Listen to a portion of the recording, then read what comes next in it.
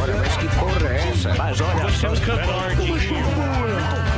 Gente, pelo amor de Deus. Diretamente dos estúdios da Jovem Pan e Panflix, começa agora... Salve, salve, simpatia! Estamos no ar com ele, o Luiz Caldas da Panflix, Emílio Zurita. É com você, Emilhaça. Muito bem. Tá melhorando. Tá melhorando. Muito bem, Panicote está no ar, diretamente dos estúdios bombardeados da Panflix.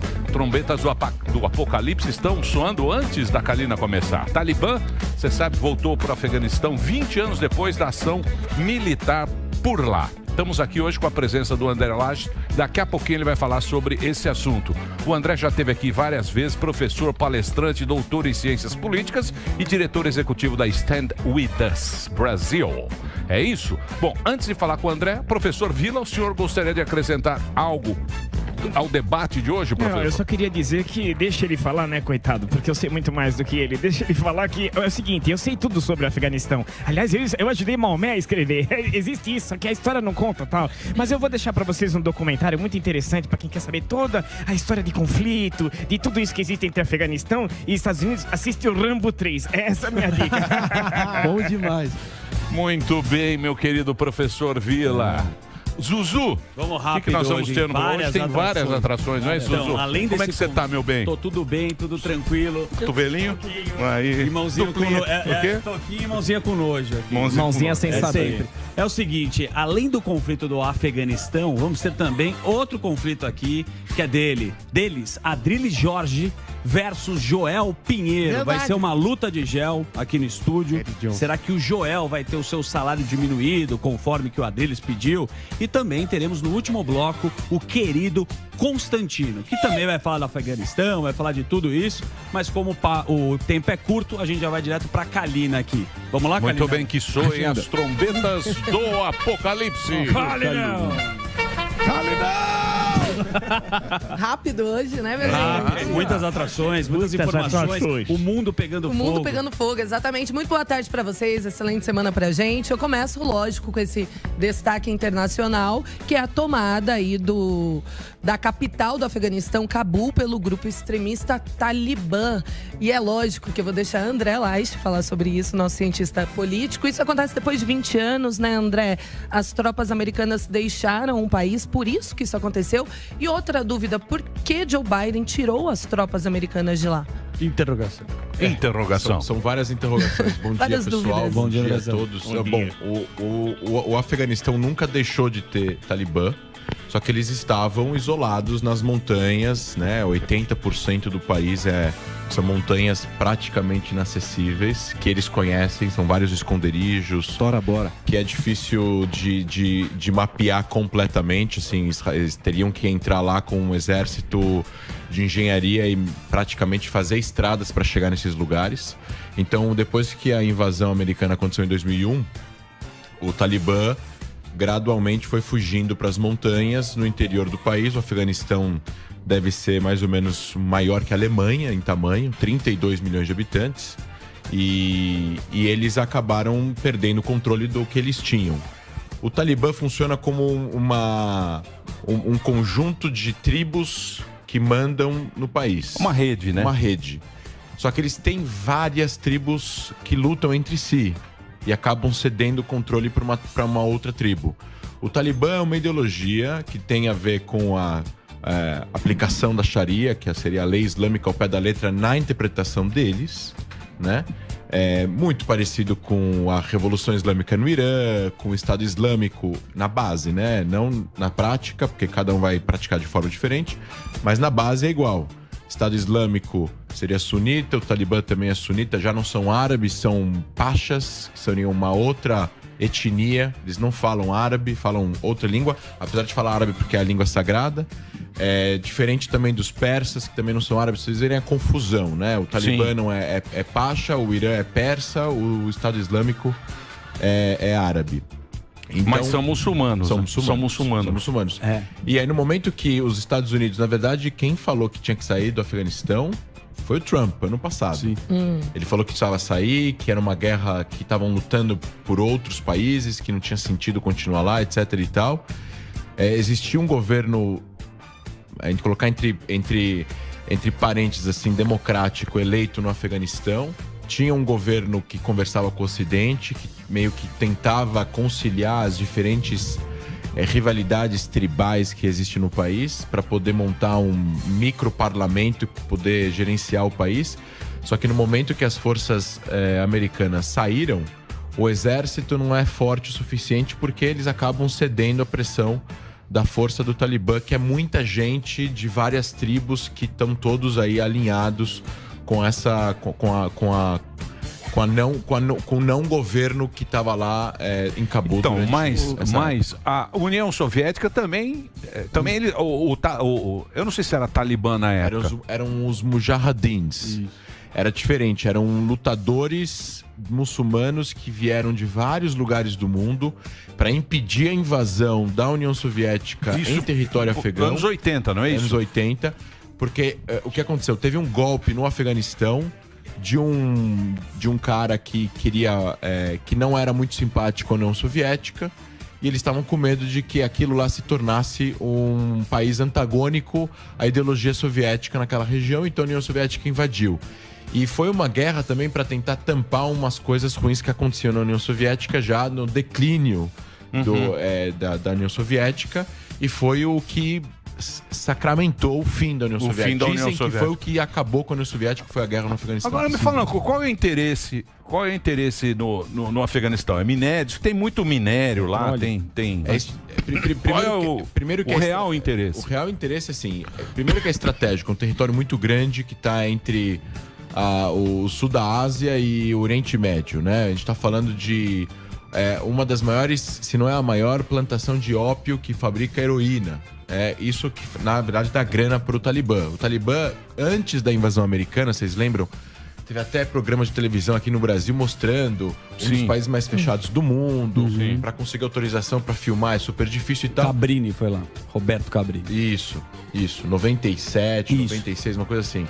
E eu lembro quando eu era pequeno, eu vi, eles plantam ópio e vendem ópio para poder fabricar heroína pro Ocidente. Entendi. Então, assim, são pessoas religiosas que ao mesmo tempo vendem exportadores de ópio para. Então, assim, 80% do país vive na pobreza. Cabul é um pouco menos. Moram em Cabul 3,4 milhões de pessoas. É uma capital relativamente grande. Então você tem muita gente de vários lugares. Você tem Tajiquistão, Paquistão, você tem vários países vizinhos de pessoas que vão para lá eventualmente trabalhar, etc e tal. Então, assim, no momento que os Estados Unidos decidem sair e pegam e saem, acabou. É que nem aconteceu eu vou fazer uma comparação, não querendo trazer o assunto para cá, mas Israel saiu de Gaza. O que aconteceu um ano depois? O Hamas tomou o poder. Agora, qual presidente americano errou nisso daqui? Porque os caras culpam o Obama, você falou agora do Trump, e o Trump tá culpando o Biden. Falou pro Biden renunciar e pedir o chapéu. O Biden culpando o Trump. Tá todo mundo querendo colocar quem errou. Você não acha que aí... Isso aí é político. Não, em abril desse ano, o Trump elogiou, falou que a saída do Afeganistão é uma linda e maravilhosa coisa que tem que ser feita. E ele criticou só o schedule. Ele discutiu a cronologia. Precisava ser em setembro, precisava ser antes. Então, mas vamos pensar. Mas é aí que tá o problema, né? Então, mas vamos pensar. Custou muito caro para os Estados Unidos. Eles acharam... Quase 1 trilhão. É um negócio que são trilhões, acho. Acho que é mais de trilhão. No Afeganistão só, 825 É mais de trilhão. bilhões. Essa guerra contra o terrorismo, eles estão há 20 anos lutando, custa frentes. muito caro, mas aí tem o papel também da ONU, né? E a ONU vai fazer o quê? O que a ONU vai... A ONU não tem capacidade de manter um controle sobre um país sem a presença militar de algum país de uma forma totalmente desproporcional em relação à ONU. Ou seja, as forças de paz da ONU, se você pegar a Unifil no sul do Líbano, ou se você pegar as forças de paz que estavam no Egito, no Sinai, antes da Guerra de 67, os países são soberanos. Então o Nasser pegou o telefone, ligou para a galera da ONU e falou: vocês têm 48 horas para sair do meu país. Eles tiveram que sair, porque o país é soberano. Então, assim, o Conselho de Segurança pode até votar em alguma resolução, mas quem vai meter soldados para tirar o Talibã do poder? Vai morrer gente? Vai morrer civis do outro lado? Está lutando uma guerra assimétrica que não é sua. Ou seja, é super complicado. Então, assim, por isso que a solução para essa região ela é complexa. Porque, por um lado, se você invade, vão falar que você está invadindo. Se você sai, quem vai dominar o poder lá vão ser grupos como esse, que não vão dar liberdade nenhuma para a população que vive lá. Acho até engraçado que o PCO, Partido da Causa Operária, é irrelevante no Brasil. Mas eles são um partido registrado. Eles apoiaram o Talibã. Sim. Sabem nem o que estão falando. Sim, mas é que nem o Vietnã, né? É que nem o Vietnã. 3 milhões e meio de reais de fundão eleitoral pro PCO Agora na eleição que vem. Me fala uma coisa. Mulher tá ferrada, né? Não pode, principalmente mulher. As mulheres não podem estudar e não podem trabalhar. Elas têm que cobrir a cabeça, ou seja, é pior que o Irã, nesse caso, nas regras. A gente tá falando de um regime que quando foi governo, e acredito que eles foram um governo do final, no começo de 80, metade de 80, até os Estados Unidos invadir, foi um dos países mais fechados do mundo. Com mais restrições à liberdade civis. A gente está falando de um regime que ele tem uma ideologia de, inclusive, exportar o terrorismo. Então, assim, não tem diferença nenhuma entre o Estado Islâmico e o Talibã, só com outro nome. Então, assim, o mundo conseguiu impedir que o Estado Islâmico se fincasse na Síria e no norte do Iraque e detesse de um território. Depois de alguns anos, eles ganharam a guerra contra o Estado Islâmico e tiraram eles das duas cidades que eles dominavam na Síria e no Iraque. Mas, ao mesmo tempo, a saída dos Estados Unidos do Afeganistão vai deixar o Talibã dominar o país inteiro. A gente usa o termo, né, aqui, afegão médio, o afegão lá, o cara quer ir embora de lá também, né? A população tentou, esse vídeo que a gente passou agora, você falou que você não tem certeza, saiu aqui, né? Tava lá no Globo.com. Um avião e a turma tentando entrar nesse avião, tinha um exército americano lá e teve muita gente que morreu. Como é que ficou o afegão médio? Ele quer ir embora, ele apoia o Talibã? O afegão médio ele tá... Vamos colocar um afegão médio que é um pouco religioso, mas ele vai ter um monte de imposições extras, né? Feitas pelo Talibã, e qualquer tipo de reivindicação ou reclame, ele pode sofrer consequências de punições que... liberdade, que né? não vai ter Cerceado totalmente. Então, não vai ter nenhum tipo aí de... Agora me fala uma Esse coisa. vídeo... Nego se agarrando pra história. Esse vídeo vai entrar para a história como a imagem da ineficácia, ineficiência e falta de planejamento do maior poder do mundo no Afeganistão. Mas isso cai na conta do Biden, né, André? É conta de todo mundo. Não, de todo mundo. Conta de todo mundo. Inclusive O presidente deixou o país. Por que o presidente fugiu? Isso aí é planejamento militar e não é só o presidente. São generais, são coronéis, são pessoas que estão lá em campo. Não é assim que se sai de um território no Oriente Médio, onde você tem um grupo terrorista que já dominava 70% do território. Era sabido que eles iam chegar em Cabu. Só uma dúvida só, porque o Trump, como você bem mencionou, tinha já acenado de fazer a retirada a partir de maio. O Biden postergou para setembro. O Talibã farejou ali, ele titubeando, menosprezando os riscos. Inclusive, o trecho que mais viralizou lá na imprensa americana foi o Biden em julho, mês passado, descartando quase qualquer chance do Talibã assumir o poder. Então eles perceberam essa hesitação e assumiram a bagaça toda sem pensar duas vezes, né? Mas eu queria te perguntar, inclusive eles já estão se referindo agora como o Emirado Islâmico do Afeganistão, parecido com que os Emirados Islâmicos do Afeganistão, né? É o novo nome do país. E a China já reconheceu eles, a Rússia reconheceu eles, o Paquistão, o Irã e os Estados do Golfo estão na iminência. Olhando adiante no cenário global, qual é o impacto disso? O impacto disso é uma volta a um momento sombrio à luta contra o terrorismo, onde você vai ter territórios... Assim, o que acontece? Os grupos veem isso e eles veem um incentivo gigante de continuar a sua luta. O Hamas vê isso e recebe incentivo. Al-Qaeda. Al-Qaeda, a ideologia. E vira treinamento, né? Hoje em dia, onde é que esses caras treinam? Eles treinam. Campo de treinamentos, vira treinamento. dinheiro. Você está falando de um país agora. Eles têm governo. Se eles têm governo, eles são reconhecidos. Vão ter crédito, vão receber dinheiro. Negociar com outros países. Vão negociar com outros países, vão receber dinheiro de impostos. Ou seja, eles podem bancar grupos, pessoas e mandar pessoas para fora. Ou seja, da mesma forma que o Irã tem isso e que eventualmente o Hezbollah comanda parte do Líbano e faz isso, e a Síria virou um caos e também tem grupos lá que fazem isso, e o Estado Islâmico por um dado momento também dominou um território onde tinha petróleo, o Talibã agora com o Afeganistão, e assim, são 32 milhões de pessoas. Então assim, eles vão ter recursos para poder mandar pessoas para fora e para também incentivar o terrorismo. E isso é prejudicial para a região. A gente está falando de um retrocesso depois de 20 anos para a região. É 20 anos de guerra que você falou em vão. Não só os Estados Unidos. Não adiantou nada. Não, assim, não foi concluído. Voltou. Então, mas me fala uma coisa. A missão original foi cumprida, né? Era tirar o Bin Laden da jogada. Não, sim. Mas aí foi ficando e, porra. Sim, 20 sem anos. fim, né? Bin Laden foi uma vingança. Agora me fala uma coisa. A situação econômica melhorou do país, né? Com essa... Deu uma melhorada lá no Afeganistão.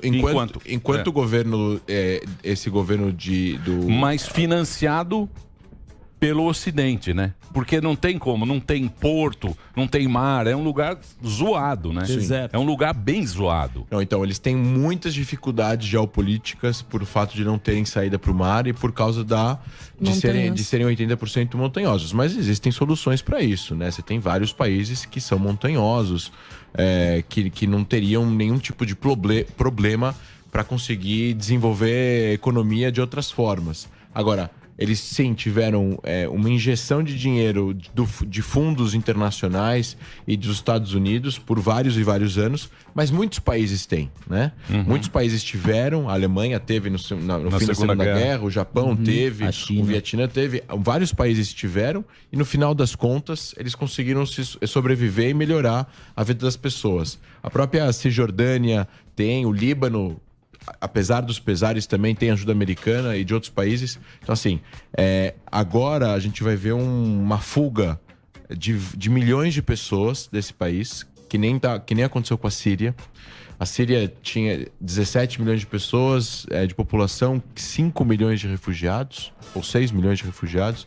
Então, é quase um terço do país. Terrível, né? Terrível. Se repetir a Síria é terrível, né? E a gente volta até aquele temor de 2001, lembra do ataque aos Estados Unidos? Isso pode voltar a acontecer, novos ataques terroristas? Podem voltar a acontecer novos ataques terroristas pelo mundo e podem acontecer, assim, o que acontece? Isso dá incentivo, isso dá um pouco de esperança para grupos e pessoas que falam, quanto mais a gente resistir, quanto mais tempo a gente esperar, não importa quanto tempo a gente vai ganhar. E o fato é que essa a imagem do país que tem o maior exército do mundo, na teoria está aí. Supremacia militar. E assim, os Estados Unidos não está livre de crítica, assim como nenhum país está. Mas entre o que existe no mundo e se a gente for agora colocar com uma ordem mundial que vai precisar de um país para liderar os outros países em relação a esses temas, eu acho que a maior parte das pessoas sensatas vão preferir os Estados Unidos do que a Rússia, do que a China, do que qualquer outro país, qualquer superpotência mundial, tirando os Estados Unidos, ou seja, não há aí democracia, liberdade de expressão, liberdade de ideias e nem democracia plena. Então, assim, essa imagem dos Estados Unidos saindo desse jeito, com esse avião gigantesco, cheio de gente pendurado no avião, é uma imagem que acaba incentivando aqueles que estão guerreando a continuarem guerreando em outros lugares do Oriente Médio, falando a gente vai conseguir ganhar a guerra contra o Ocidente. E então continua aquela mesma história que a gente já falou aqui. Dar el-Harb, Dar el-Islam é a terra da paz, a terra da guerra. Dar el-Islam seria os territórios que já foram controlados pelo califado na época do Califado Otomano e outros califados que tiveram, que foi até a Espanha, em determinado momento na história. E Dar el-Harb, que é a casa da guerra, que seriam os países ocidentais, seriam os países que sustentam regimes como o governo que estava no Afeganistão, que seriam regimes como os sauditas, regimes do Golfo. Então, assim, a ideia desses regimes seria um dia conquistar toda a região, onde há esses regimes que conversam com o Ocidente e fazer um califado único em todo o Oriente Médio, onde há um dia o califado existiu. Ou seja, é o fim dos governos. É o Dar el-Harb, Casa da Paz, ou seja, a Casa da Guerra que sustenta a Casa da Paz. E essa é a ideologia da Al-Qaeda, essa é a ideologia do Talibã, essa é a ideologia do Hamas no final das contas. Ou seja, a ideia de país, Estado-nação, fronteiras em relação com outros países, isso é uma ideia que foi criada pelo Ocidente, que eles rejeitam. E que... Eles não aceitam, não. Mas isso aí também porque são tribos, né? É aquilo que você falou. Não, são tribos. Eles não têm A primeira identificação no Oriente Médio, ela é tribal. Antes de ser étnica ou religiosa. Mas depois da identificação tribal, existe uma identificação étnica, religiosa, seja você é muçulmano, se é cristão, se é druso, etc e tal. Depois uma identificação étnica, que é menos importante, tanto que você viu anos de guerras, anos de guerra no Afeganistão entre as tribos, para ver quem seria o dominante. Sim. Mas não aceitou as outras religiões, isso também, né? Também não aceitam outras religiões. Agora, a gente já está vendo, André, uma retaliação a nível interno, doméstico, contra o Joe Biden e o Boris Johnson no Reino Unido. Porque se você olhar lá para o início do conflito, foi o George Bush, filho, e o Tony Blair ali que entraram juntos ali no aventurismo militar para tentar tomar o Afeganistão. Mas a ideia deles lá atrás era: vamos conseguir exportar os nossos valores democráticos e implementar isso nessas terras distantes que nunca tiveram o sabor da democracia no seu próprio território. Mas isso claramente falhou enquanto um modelo de consciência e ciência política, vamos dizer assim.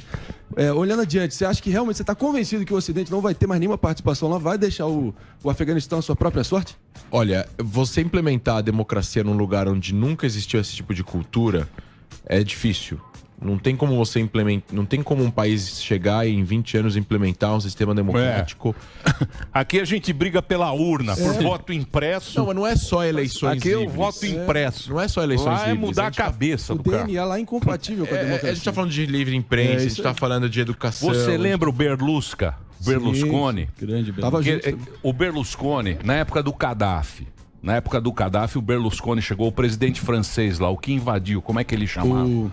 Porra, o francês. Não é Mitterrand. Não, Jacques Chirac. Não, foi depois. Não. Quando ele foi. O Sarkozy. Eu acho que foi o Sarkozy. O Berlusconi chegou pra ele, que o Berlusconi conhecia o Gaddafi. Berlusconi, conhecia o Gaddafi. Ele falou: bicho, não faça isso. Não mexe. Você sabe como o Gaddafi é conhecido lá? O rei dos reis. Ele é o único cara que conversa com todas as tribos. Foram lá, fizeram um negócio. Vê como é que tá agora. Amigo do Lula. Então é louco, Foi cara. mexer num vespeiro. É um negócio que a gente não entende, não é isso? Então, a Líbia se transformou num estado falido, onde todas as armas que tinham lá caíram em mãos de grupos radicais. Mas um puta ditador o Gaddafi, hein? Amigão do Lula. Mas o cara dominava a galera, entendeu? O problema do Oriente Médio é que a sua divisão lá atrás, depois do fim da Primeira Guerra Mundial, foi onde a Inglaterra e a França acabaram dando certos territórios para pessoas, né? Para pessoas que foram fiéis a eles na Primeira Guerra Mundial e que depois foram depostos por outros. Então, quando o Saddam Hussein entra no poder com golpe, assim como a família Assad na Síria entrou com golpe militar, em cima de golpe militar, eles chegaram nas cidades e falaram assim: quem é o mafioso? Quem é o criminoso 1 aqui na cidade? E nomeou o cara prefeito. E falou: ó, você é leal a mim, eu te dou 20% de tudo que você fizer aqui de recolhimento de impostos, etc e tal. Então, Saddam Hussein controlou o Iraque dessa forma, uma ditadura com mão de ferro. Ele era sunita, os sunitas são minoria no Iraque, eram 40%, xiitas são 60%, e assim ele dominou durante 20, 30 anos o Iraque até ser deposto. Então, assim, o Afeganistão tinha um governo, entre aspas, democrático, mas não tinha uma democracia implementada e não tem um conhecimento de instituições democráticas que vão proteger o país, que nem aqui, que nem em outros lugares do mundo. Então, assim, e outra coisa, você tem como destruir a democracia devagarzinho se você não toma conta das instituições. Agora, implementar a democracia no Afeganistão, eu não acredito que vai acontecer. Eu não acho que o mundo vai abandonar, respondendo a sua pergunta, o Afeganistão. Mas eu acho que eu acho que o Talibã vai dominar por um bom tempo o país. Eu acho que algumas políticas eles vão fazer diferentes do que eles faziam na década de 80 e de 90. porque eu acho que eles vão ficar com medo de receber uma invasão de volta. Mas eu acho que ninguém vai querer se aventurar hoje em dia.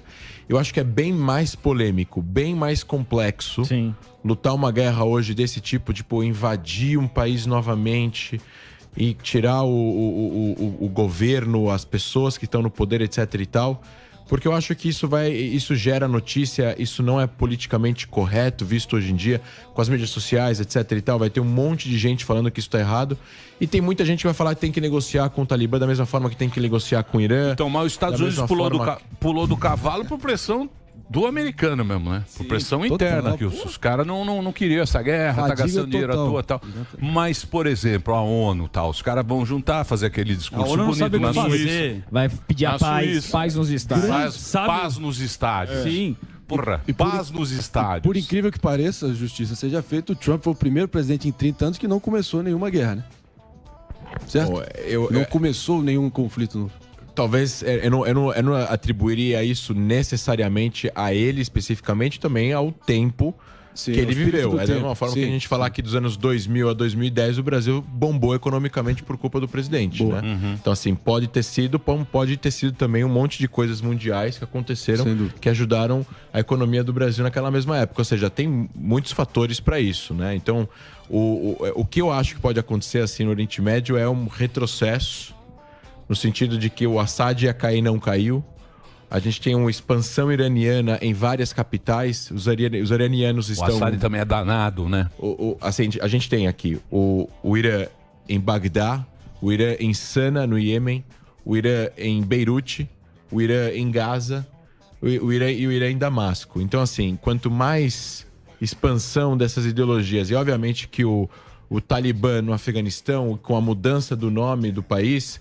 Assim, o mundo acabou aceitando, sim ou não, o Irã com a Revolução Islâmica. Quando mudou o nome, mudou a bandeira em 79, o mundo acabou aceitando. E o mundo vai acabar aceitando, inevitavelmente, a existência desses Emirados Islâmicos do Afeganistão e vão acabar convivendo com ele. E aí vão querer negociar com o Talibã.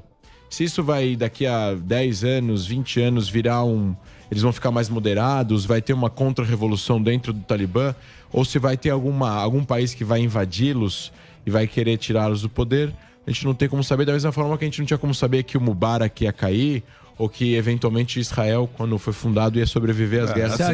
Aceitaram os terroristas, né? O inglês lá, o Boris Johnson? O Boris Johnson. Cabeleira. Vamos negociar. É lógico. O cara da ONU pediu pra ter... Vamos sentar com o Talibã e negociar. E vai ter essa expansão territorial também, porque, se eu não me engano, o Hezbollah, que cuidava um pouco da faixa de Gaza, o Talibã também... O Hamas. E o Talibã também tem interesse, volta agora que tem um cessar-fogo lá, você acha que pode ter conflito de novo lá? Não, então, eu acho que isso só incentiva mais ainda o Hamas a continuar... Isso dá um player pro outro lado. A gente tem um player novo no Oriente Médio pro outro lado agora. O lado Síria, Irã, Hezbollah, Hamas e Al-Qaeda ganham um novo player. Os Emirados...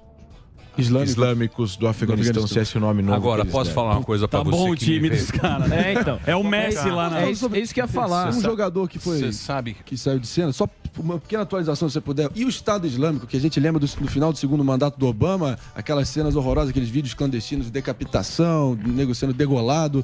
E aí o Trump fez um exercício muito intenso para tentar tirar eles do mapa e foi bem sucedido. Já tem algum sinal de eles também estarem recrudescendo e voltando à cena também, ou não? Olha...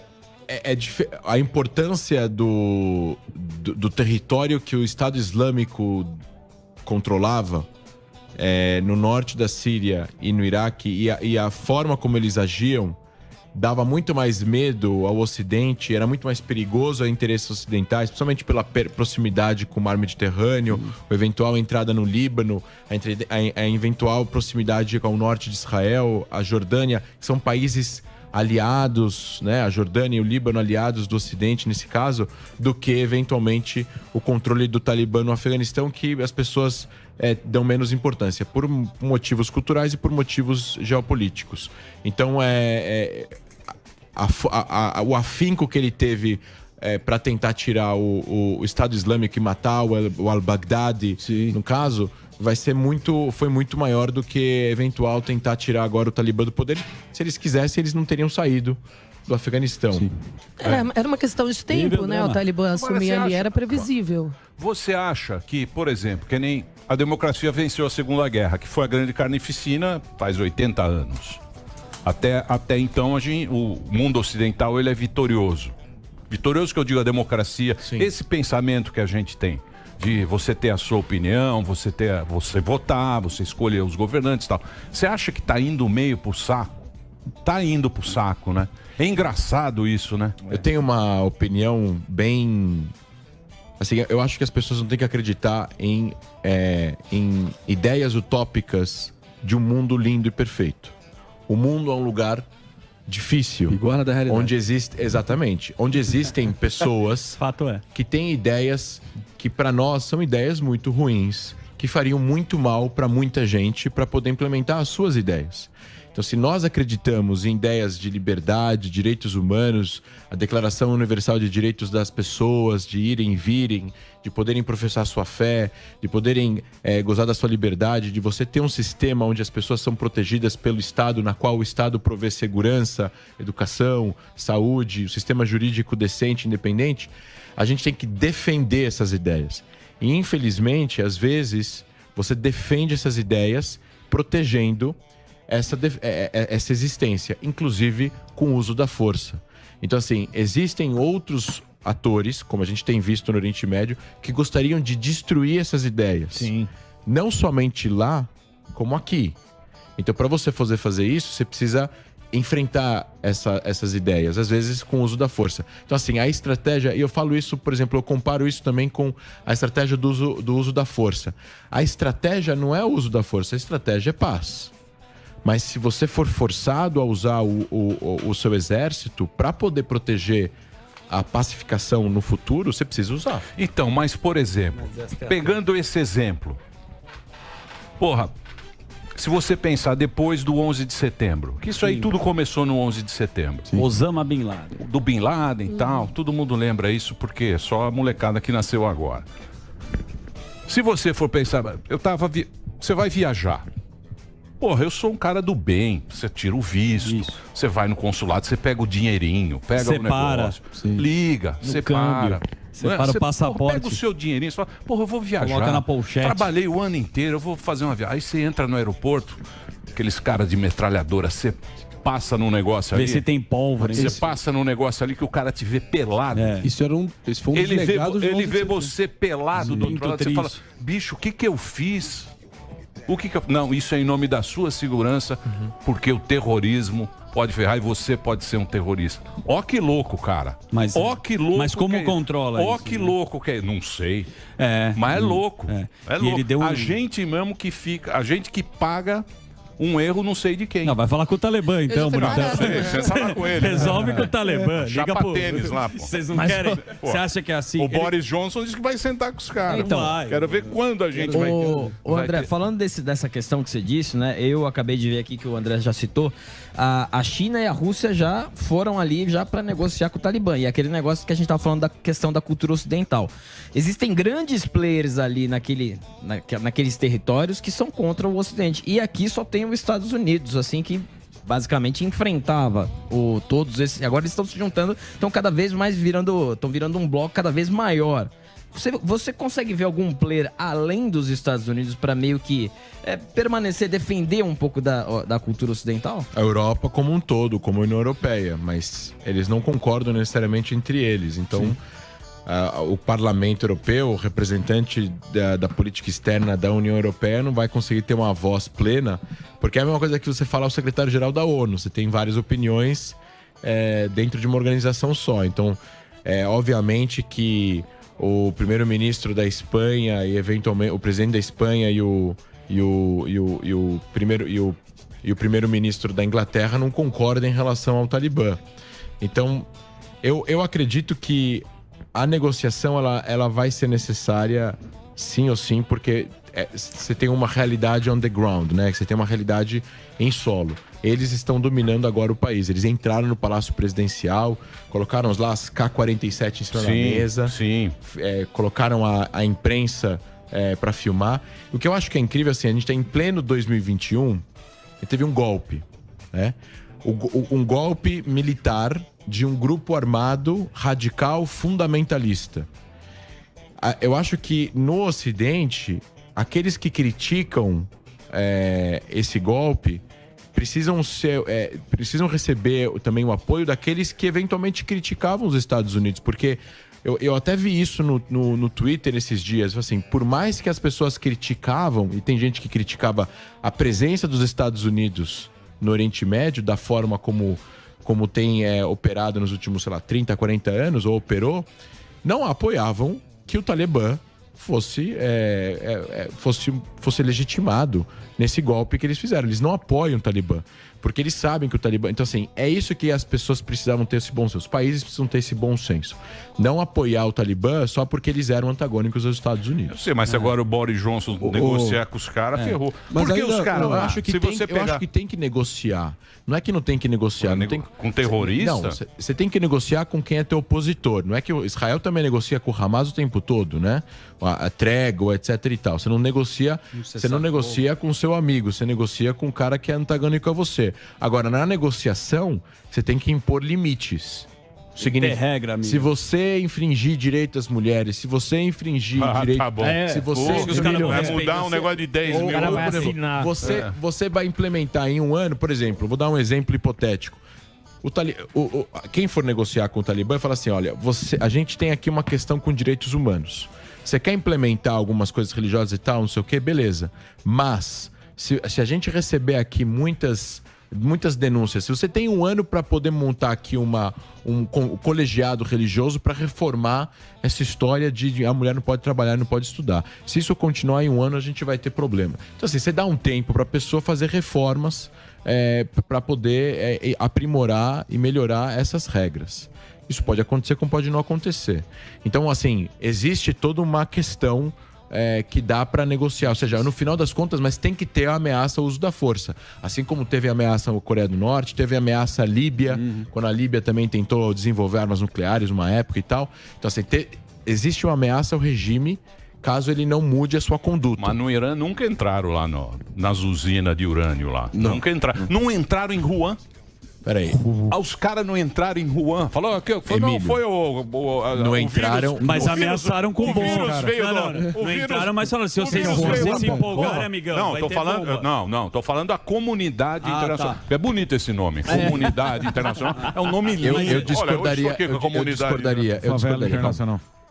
Você falou não entraram em que sentido? Em mandar em exército com tanques? Não, de ver. O cara fala, aqui vai aquela porta ali, não. O cara com a pastinha.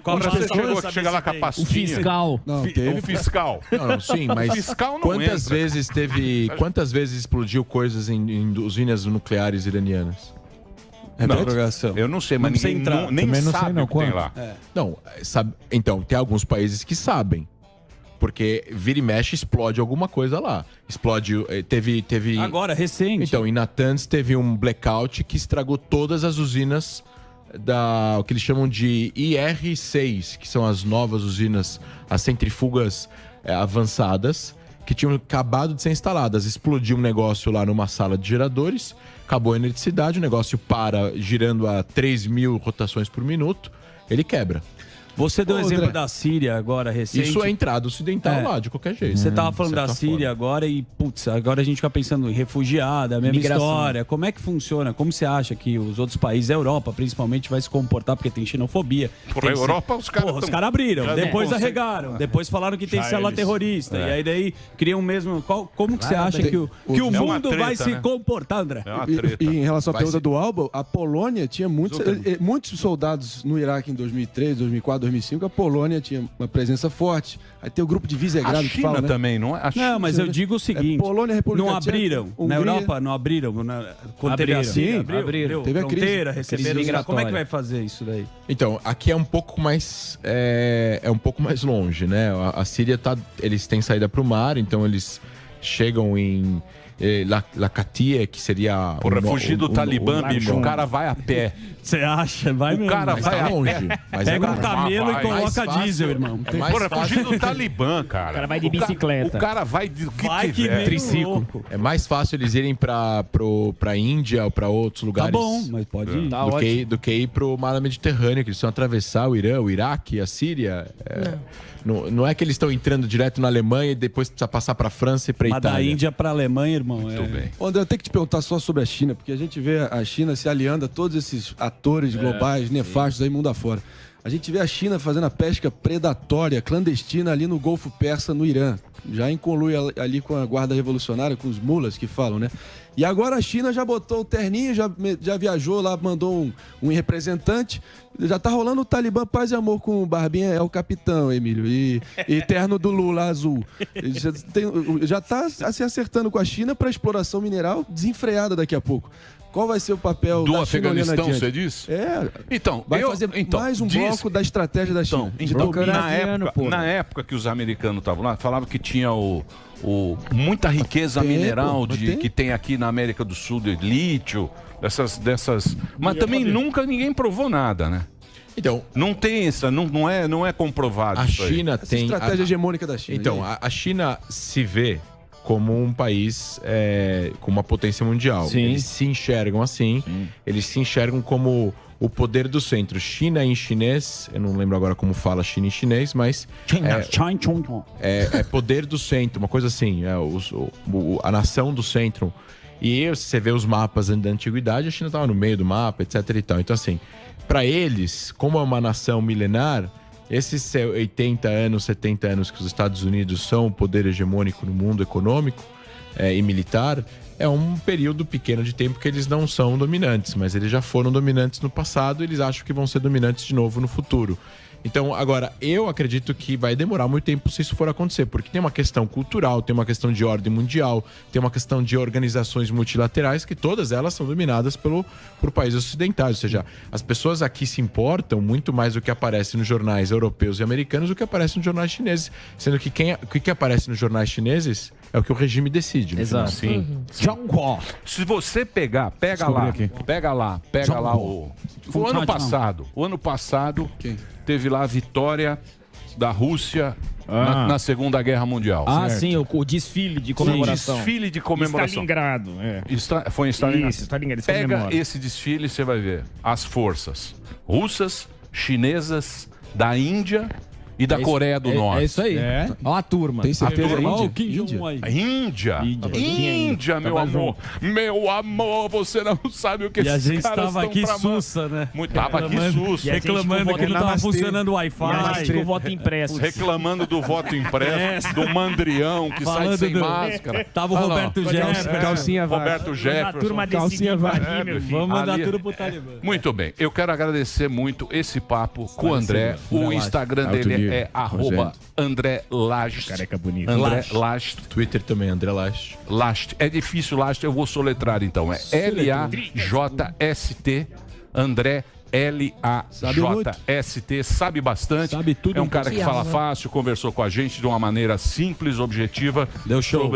Sobre esse assunto que provavelmente a gente vai conversar mais vezes. Obrigado, viu, André? Obrigado, gente. Obrigado Prazer pelo estar aqui, papo, viu? foi Obrigado. muito bacana, cara. Valeu, muito André. bem. Boa semana a todos. Vamos